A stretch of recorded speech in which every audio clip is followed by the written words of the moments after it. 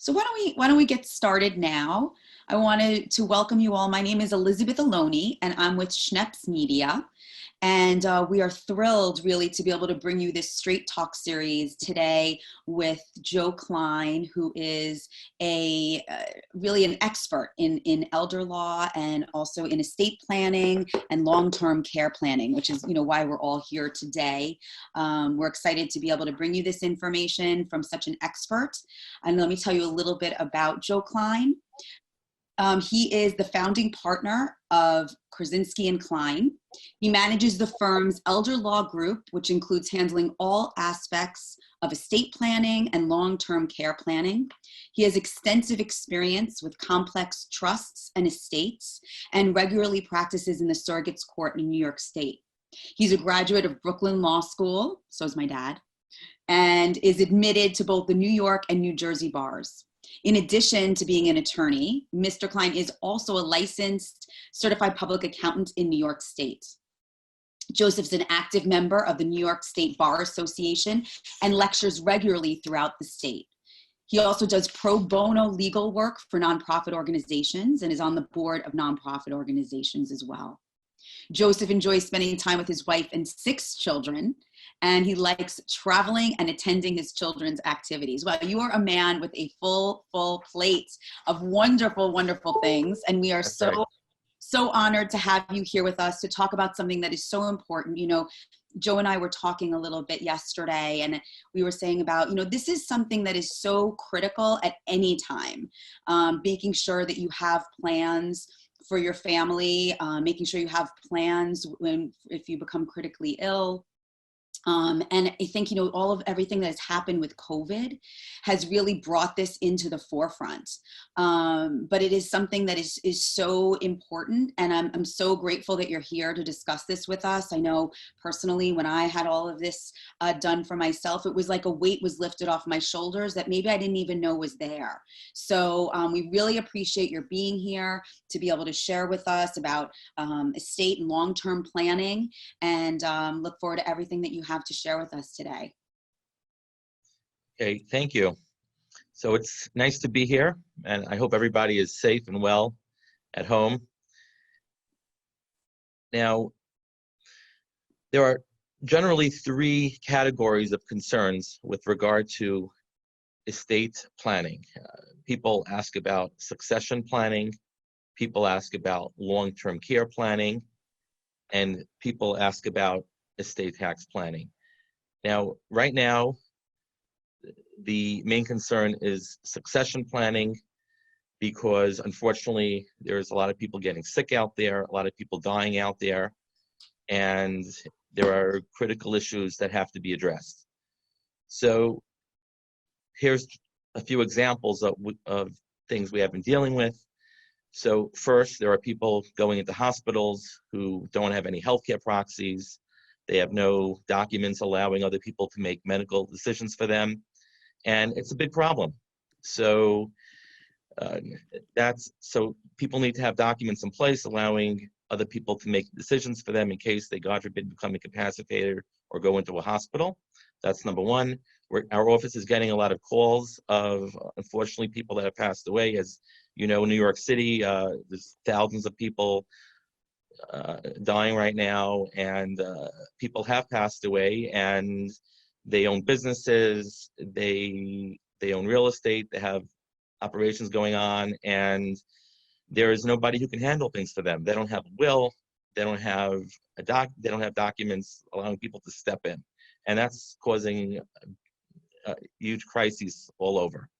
So there are a lot of urgent estate planning, succession planning issues that have to be addressed. So let's start with that. So with regard to succession planning, there's the issue is that people need documents in case, God forbid, they pass away. They shouldn't leave a mess. Everything should be organized. The assets should end up with the right people. There should be no litigation. Random issues that come up, we have people that own a business and somebody has to come in the next day, take over. So who's going to pay the bills? Who's going to answer the emails? Who's going to take the phone calls? Number two, other issues, some people are on a second marriage, people are on a third marriage, and they don't necessarily want to leave their assets equally to the children. They want to include a spouse. Some people don't have any children. And if you don't set up your documents, then the assets get divided the way the law says they are divided. Now, if somebody has no documents, doesn't have a will, the way the law divides things is that if somebody has a spouse, the spouse gets half. If somebody has children, the children divide the other half. If there's no children, the spouse gets all. And if there is no spouse and there are children, the children divide everything equally. Now, if there's no spouse and no children, then the assets get bounced up back to the parents. And if there are no parents, it goes to the siblings, and it goes to nieces and nephews. So it can get very complicated. So number one, create a will or create documents describing where the assets should go. And we'll discuss exactly what type of documents are available. So that's number one. Number two, documents not only if somebody passes away, but if somebody becomes incapacitated. Power of attorney, healthcare proxy, very important.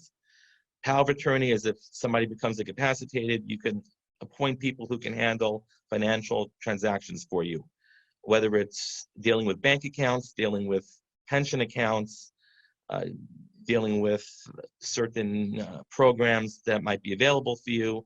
These are all very important issues that need to be handled if somebody is either incapacitated or actually is just not able to handle things on their own. Maybe they're too elderly, maybe they're not in the mood. Power of attorney will control who will handle those financial transactions for you. Now, healthcare proxy is who can make healthcare decisions for you. Very important. Now, if somebody has a spouse, the spouse is allowed to automatically make decisions without having a healthcare proxy document. However, if somebody has multiple children, technically every child has an equal right to make decisions. So a healthcare proxy would allow you to appoint one person. A New York State healthcare proxy has one person at a time. Of course, you have a backup in case the person you appointed can't act, but you appoint one person on a healthcare proxy. It's always good to appoint a backup, and that person can make healthcare decisions for you. Very, very important in case, God forbid, somebody gets sick. Now, with regard to a healthcare proxy, a lot of the documents are very simple. A lot of the healthcare proxy documents are simple. You can go online, look for a New York State healthcare proxy, and obviously doing it with a lawyer is better, but if you don't have the funds, you don't have the time, just prepare a healthcare proxy that you can get from New York State government websites. Now, having documents describing where your assets should go, we said are important. Now, there's three ways to have documents set up describing where your assets should go. So number one, you can have a will. A will is a document that says if I pass away, the assets are divided as follows. That works. However, in order for the assets to pass to the beneficiaries, the assets will have to go through the court system. The papers have to be filed with the surrogate's court. A judge gives an order, and then the executor, whoever you appoint, can divide the assets as you set up. Now, there are two other ways to set up assets. But the other way is by operation of law. So if somebody has bank accounts, he can put beneficiaries on bank accounts. He can put beneficiaries on insurance policies, on retirement accounts. And if you put beneficiaries on your accounts, then the assets in those accounts will not have to go through the court system, will not have to be distributed by default law. If you don't have a will, it'll go to whoever you name as beneficiaries on your accounts. Now, not every asset allows you to put beneficiaries on them. So if you own a business, you can't put a beneficiary on a business. Now, if you own a house, you can add additional owners on your deed. So that is another way to to describe how assets are divided without creating a will and without having those assets need to go through the court system. Another way to have a document describe where the assets should go if you pass away is to set up a trust. What is a trust? A trust is a non-human owner of assets. So it's like, let's say mom and dad set up a trust. They're setting up a robot where they program the rules of the trust, they program who will be in charge of the trust, how the assets will be divided, and they put their assets into it. The assets are not owned by mom and dad. The assets are not owned by the children. The assets are owned by this man-made document that describes how the assets will be divided after mom and dad pass away. So again, that is another way, that is the third way to set up documents, to set up your affairs where there are clear directions as to how the assets will be divided. Now, if somebody has a co-op, you can add joint owners on a co-op. Well, it really depends if the co-op allows it, but a lot of co-ops allow you to add joint owners on your stock certificate. In addition, a lot of co-ops allow you to transfer co-ops to trusts. So if you transfer your co-op to a trust, then the trust will describe where those assets should go. So again, if somebody is okay with the default law, with having no documents, which is the assets go to children equally, assets go to a spouse, then you could leave it. However, most people would like to have additional descriptions, additional directions, especially if assets are more complicated. You can either do it through a will. However, if you transfer assets to your family via will, that will have to go through the court system when you pass away, where the executor of the will have to file papers in surrogates court. It could take a couple of months. Another way to do it, possible, is to add beneficiaries on all your accounts, but not all assets allow you to put beneficiaries. The third way is to transfer assets to a trust, and the rules of the trust will dictate how assets are divided, and the beneficiaries will not have to go through the court system.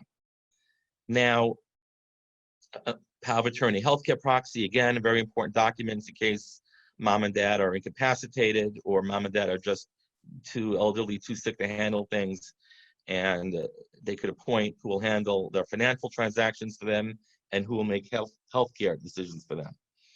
Now, when I say trust, you transfer assets to a trust. So there are revocable trusts and there are irrevocable trusts.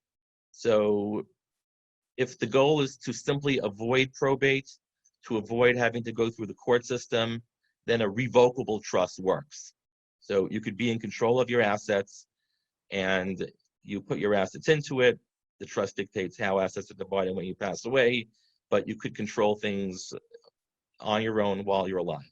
Another benefit, by the way, to transfer assets to trust is that some people have assets in multiple states. Some people have a condo in Florida, have a house in the Berkshires in Massachusetts, and if you pass away, your family will have to file a probate proceeding in New York, probate proceeding in Florida, probate proceeding in Massachusetts, and that really becomes pretty complicated.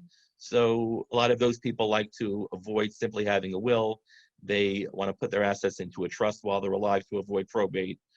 And also some people who have no children want to avoid probate as well, because if somebody has no children, the probate process is longer than if you have children, because the court wants to make sure that you actually have no children.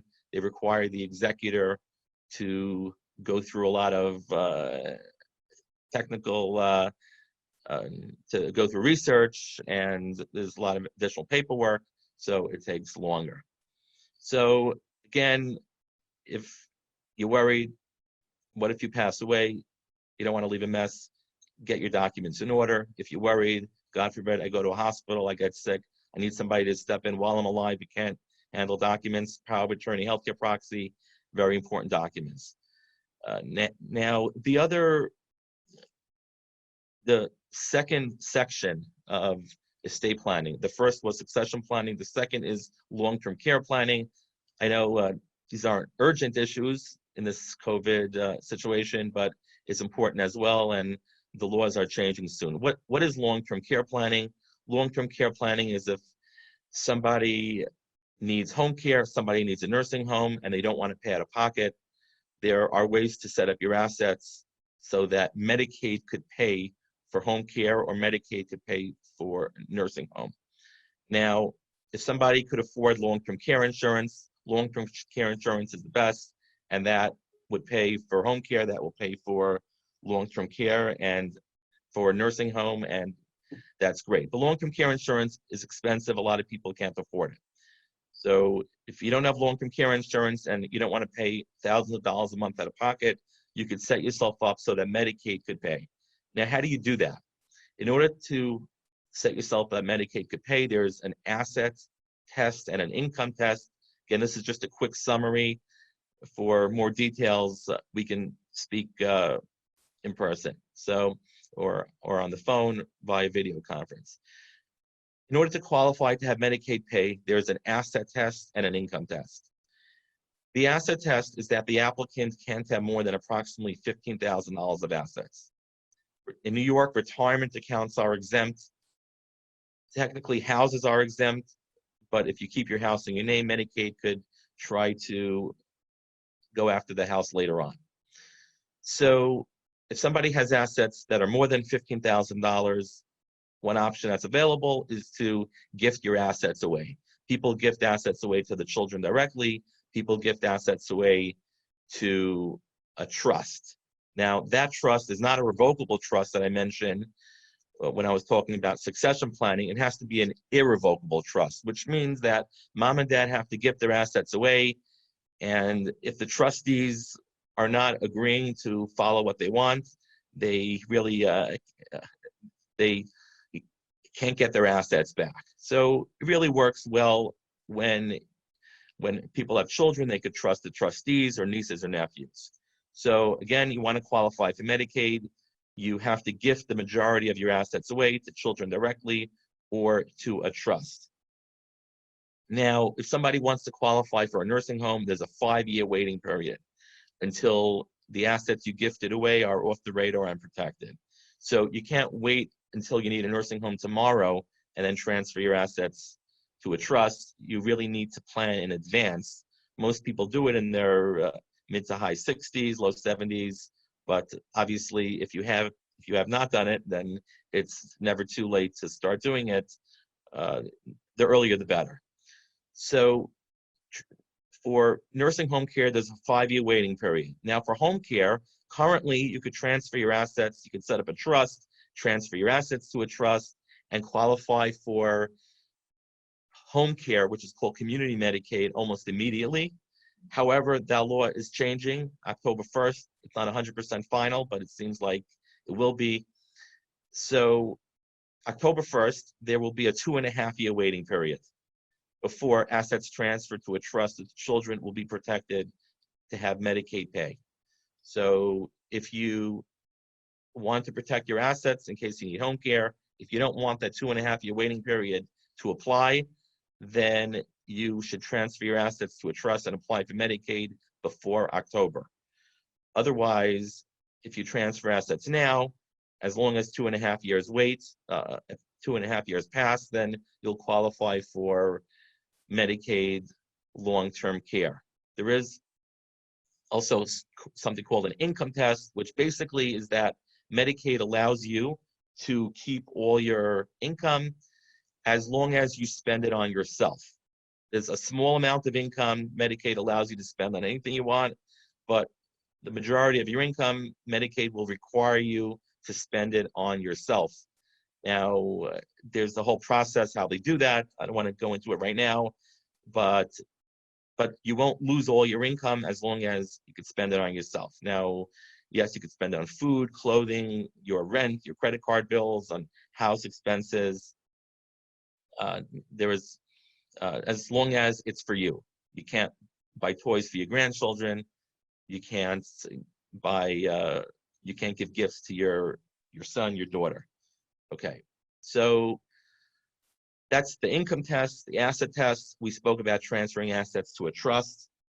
Now, how does a trust operate? Just very quickly, there's Part A and Part B. Part A is while mom and dad are alive. Part B is after mom and dad pass away. So while mom and dad are alive, there are some people set up the trust where all the income goes to mom and dad, and some people set up the trust where the income does not go to mom and dad.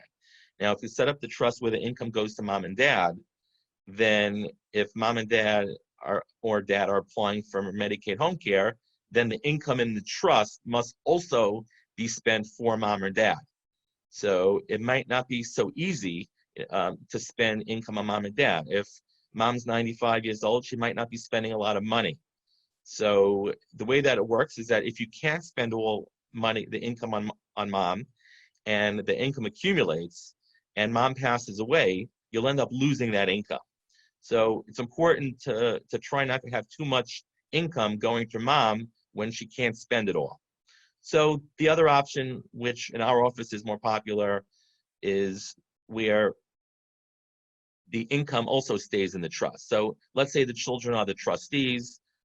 Mom and dad give the assets, the income to the trust, and really the trust is for the benefit of the children.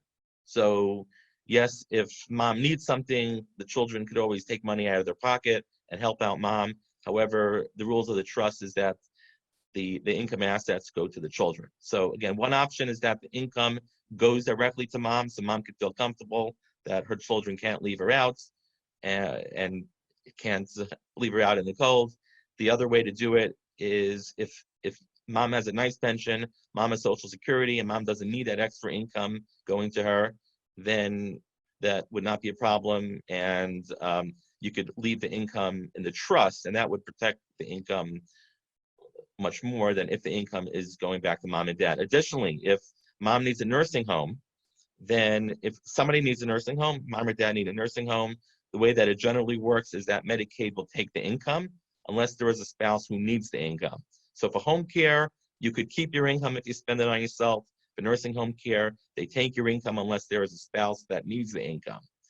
So again, when you set up the trust, you might not want the income going to mom, which if she needs a nursing home, they would take that. So there are various ways to set things up. Again, this is just a summary. These are issues that you should think about, and it's important to set it up correctly in a way that's special for you. These are all custom crafted documents, custom crafted estate plans, and it's not one shoe fits all. Now, a third issue which we mentioned is estate tax planning, which really applies in New York to people that have more than $5.85 million. So a lot of people just don't plan for it. A lot of people have more than around $6 million and they pass away.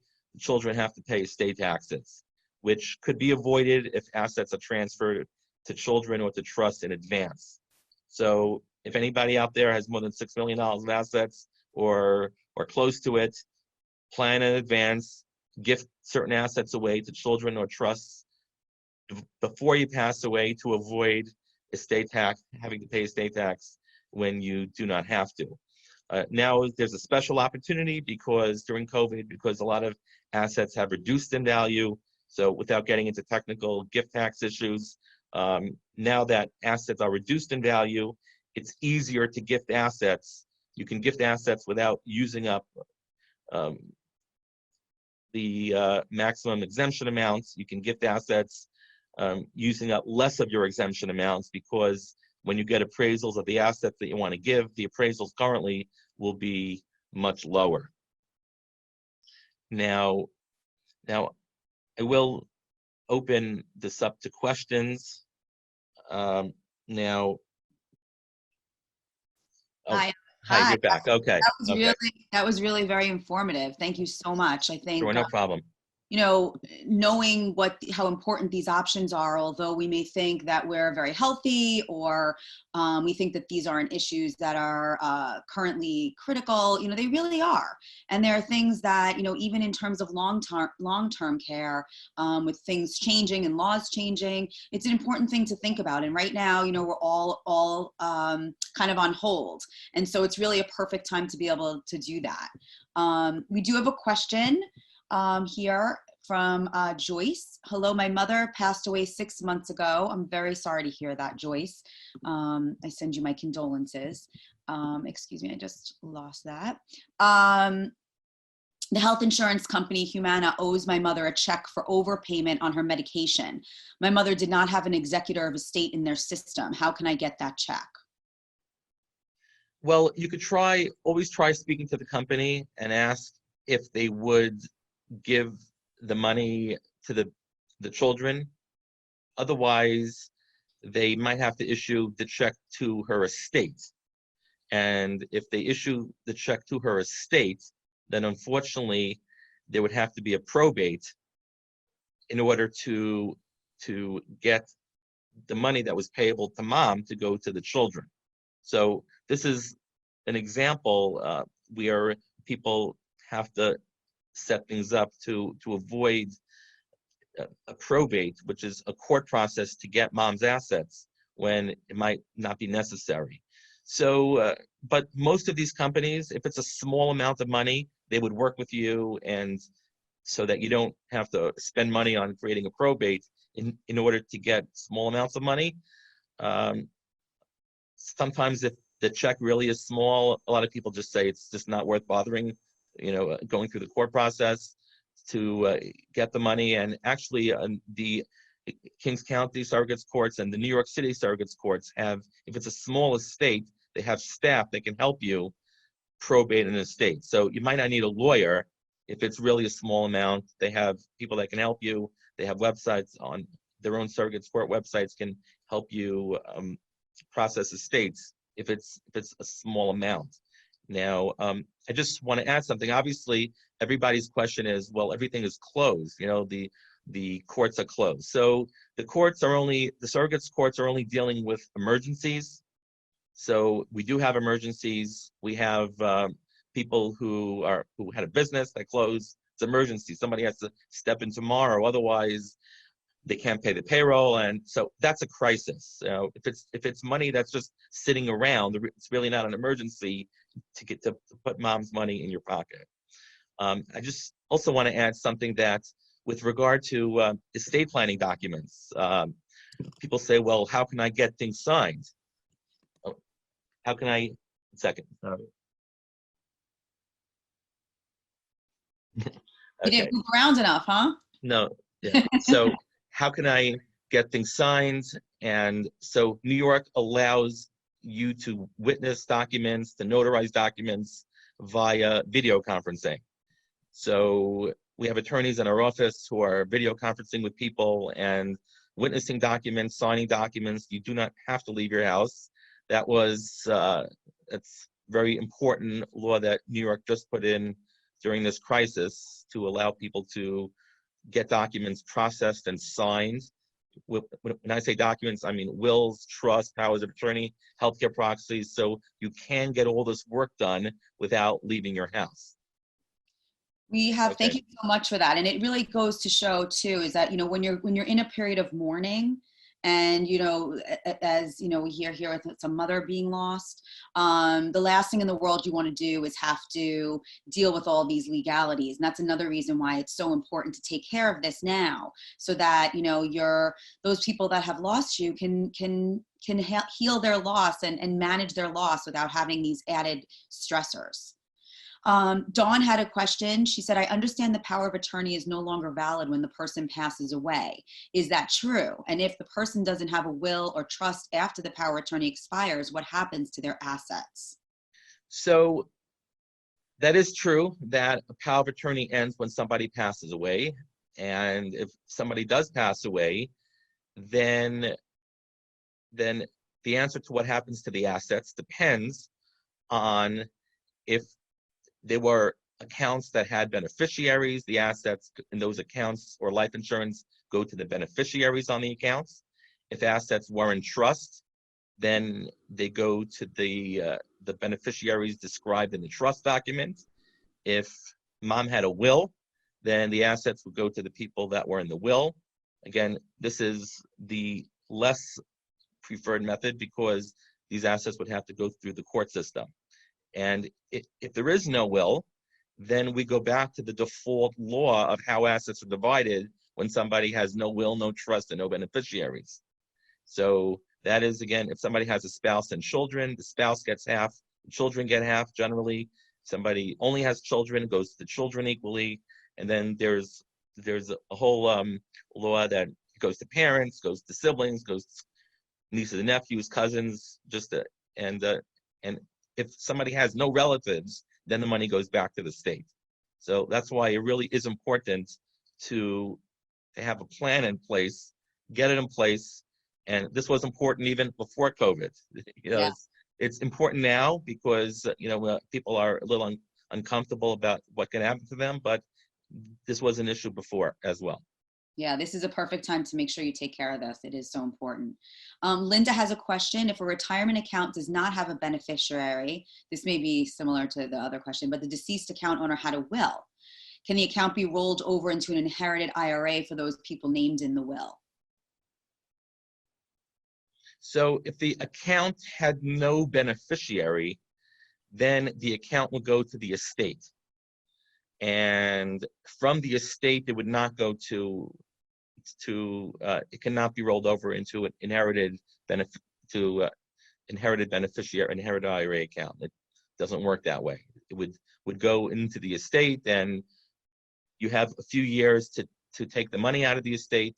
However, over a short number of years, it would all be subject to income tax. And so that's a little bit of a technical answer, but that's the short answer to it.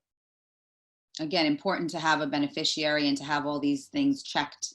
Absolutely. That's another example of somebody who, I guess, made a mistake and did not set things up correctly. So look at all your beneficiaries. And why it's important to have an attorney, even if some of these things you can do on your own. I mean, I think, again, there's so much emotion. I know when I went to the attorney and did my will and power of attorney, I mean, I was in tears because you're thinking about things that can be that obviously are very emotional. And when you're emotional, you're not thinking as clearly. So I think, having an attorney like yourself guiding a person through all of this is really, critical, because it's important to be clear-headed when you're making these decisions. David had a question. Can you tell us where we can obtain the most common forms regarding the issues mentioned? Okay, so a healthcare proxy form is it can be a basic, simple form. We have more complex ones, but that you can get on the New York State government websites, where you appoint somebody who can make healthcare decisions for you if you become incapacitated. Powers of attorney, wills, trusts, those are usually done with an attorney. Because if people do them on their own, they often make mistakes, they're not done properly, and it could, if the family's complicated, it can end up in litigation. And if the family's not complicated, however, you do it wrong, the documents could be invalid. And sometimes a little sentence here and there could be very, very important. People set up the documents, they say, well, I want things divided this way, but what happens if a child, God forbid, passes away first? What's plan B? What's plan C? So not everything always works out exactly how you think it will. So if you only have a plan A in your will, then you might end up needing a plan B that's not in your will. So those documents are typically done with attorneys. Obviously, our firm handles those documents. We are an elder law firm. We have 9 attorneys who focus on these issues. We draft documents, we do consultations, we have meetings. So I'm happy to speak to anybody afterwards about their own personal issues. And these are not out of the box documents that you can pick up at Staples. They really require conversations. So the same thing, when somebody goes to a doctor, the doctor doesn't wait for the patient to tell them everything. The doctor's the one asking questions. So when somebody walks into our office, I'm sure a lot of other attorneys do the same things. We're the ones who ask the questions. So they say, what would you do if you were me? So I say, okay, well, I have to ask you 100 questions. And after asking 100 questions, I'll know what I would do. So I just ask questions and ask questions, ask about the family, this child, that child, are your children happily married? Any of your children have financial problems? Any of your children have health issues? Example of something that you can't do on your own is, let's say somebody has a child who has issues. Somebody has a child who's disabled. Somebody has a child who has financial problems. You're worried about your daughter getting divorced. Your son-in-law is a bad guy. Then instead of leaving your assets directly to your children, to this child who has a problem, you could leave the asset to a trust for your child. So you're leaving the money, you're leaving the value to the child, but you can have somebody else control it for that child. Somebody has a child with Down syndrome, that child might not, probably not able to handle their money, handle their funds. You need somebody else managing it for them. Somebody has a child with financial problems, if you put the money in the child's name, their creditors will take it. So instead of leaving it to the child, you could leave it to this trust, to this robot for the benefit of the child, where it's protected from the child's problems. Really important questions that you have to be able to answer and be even to know to ask them. And I think that is really the key issue, why it's so important to reach out to Joe. And you can see how easy it is. I mean, you can even have, a meeting like this with Joe and be able to have all your questions answered, have this all completed, very quickly and take this, make sure that you're protected. A question from Silvana is, if someone passes due to COVID, what happens to their CARES Act check? Well, if they were alive when the check came in, then obviously that money belongs to them. I'm not 100% sure if the check did not arrive yet. That's a very technical answer. It's probably easy to find out, but I haven't been asked that question yet. Okay, thank you. So we have time for a couple more questions. If there's anyone else who has another question, we'd be happy to answer it. Just use the chat function.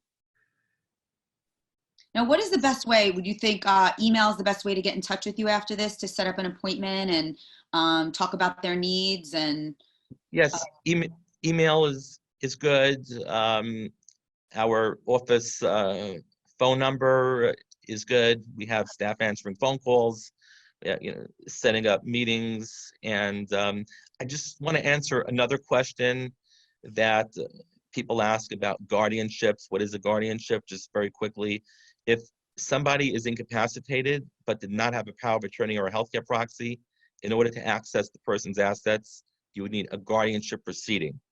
Now, that is very expensive, and you really want to avoid that. So that's why having a power of attorney healthcare proxy is important to have. But that's what a guardianship proceeding is. So just to answer that question. There's also another question here. You mentioned gifting assets. What are the rules and limits? And can you gift a house? So when you say gifting assets, the questions people have are with regard to gift taxes. Now, there is a gift tax exemption. So New York State has no gift tax. There is a federal gift tax, which is the same as the estate tax exemption. Now, currently, each person can gift $11 million over their lifetime without having to pay gift tax. So if you're gifting less than $11 million, then you really don't have to worry about gift tax. But obviously, more wealthy people, have to worry about gift taxes. So if you're not worried about gift taxes, then if you want to gift assets to a trust, if you want to gift real estate, you have to do we prepare deed transfers, transferring the property into the trust.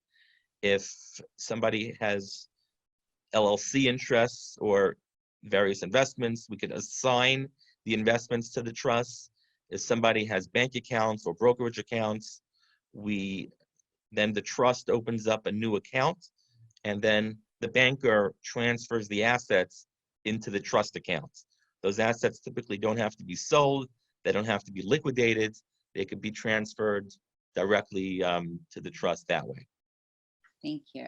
Another question is, if a trust is earning interest from investments and the grantor of the trust has to go into a nursing home, can the government touch the interest? So I actually mentioned that. I don't know. So it depends how the trust is set up. A trust could be set up where mom gets the income from the trust, or where mom does not get the income from the trust. So in a case where mom sets up a trust to qualify for Medicaid, but she's worried that the trustee won't give her income, then you could set up the trust where mom must get the income. If mom doesn't get the income, she could sue her daughter, and the daughter will have to give her the income. The risk about doing that is that if mom needs a nursing home, then they'll take that income, because if you need a nursing home, they take the income unless there's a spouse who needs it. If you need home care, Medicaid allows you to keep the income, but it must be spent for mom. So the other way to set up a trust is if mom has enough income to live on a typical monthly basis, Social Security, pension, retirement account distributions, then mom doesn't need that savings, then there's no reason to have the income in the trust have to go to mom, because mom doesn't need it. If she really needed money, one of her children can give her money and get reimbursed from the trust. So it really depends on how much income mom has. And I just want to mention something else. When in New York, when we said that you can't have more than $15,000 of assets, retirement accounts are exempt. So you can have unlimited retirement accounts in addition to the $15,000 of assets. So somebody would transfer their assets, they would keep their retirement accounts, and then when they take the money out of the retirement account, so retirement account is an exempt asset. However, when you take money out of your retirement accounts, that's considered income. So it's a little complicated just for this summary here. However, if mom has enough money coming out of her retirement accounts to pay her bills, and enough money coming in from Social Security, enough money coming in from pension, again, then I personally would not set up the trust where mom gets the income, because I would want to protect that income. But obviously, the answer is that it depends. There's no answer for everybody, so it really depends. That means reach out to Joe after this call.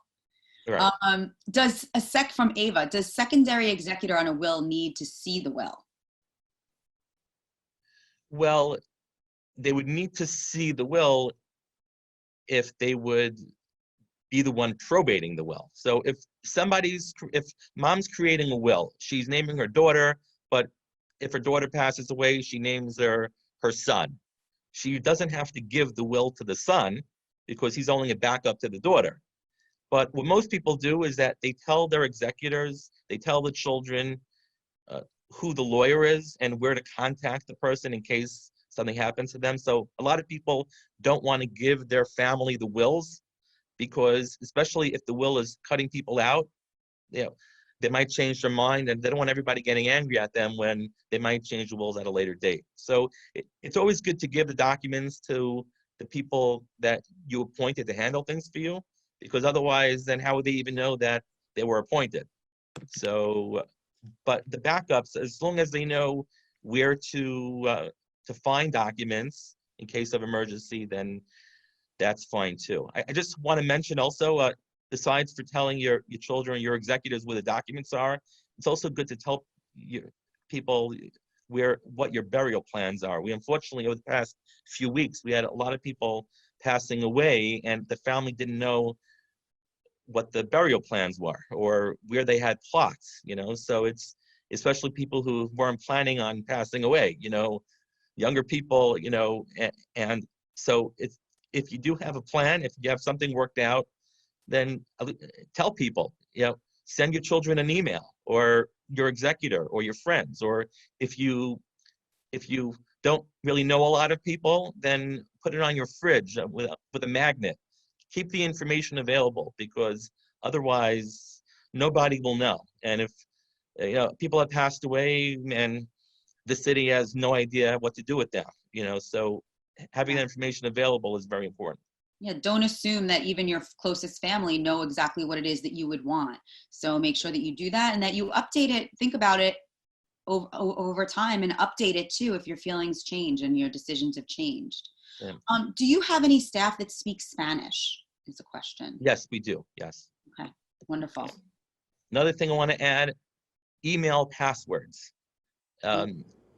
We have people that passed away over the past few weeks that had a lot of their statements coming to them electronically. A lot of their business was in their email, and they neglected to tell the family members what the passwords were.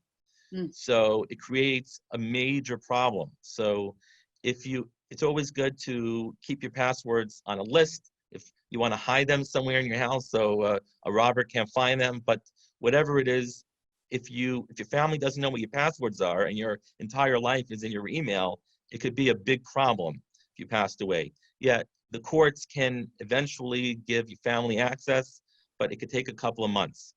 So just, keep a drawer in your house, keep a certain place in your house where you keep your documents, where you keep your wills, your power of attorney, your healthcare proxy, your trusts. Let your family know where the documents are. You keep your life insurance policies in the drawer. You keep your passwords there. You keep, all your information.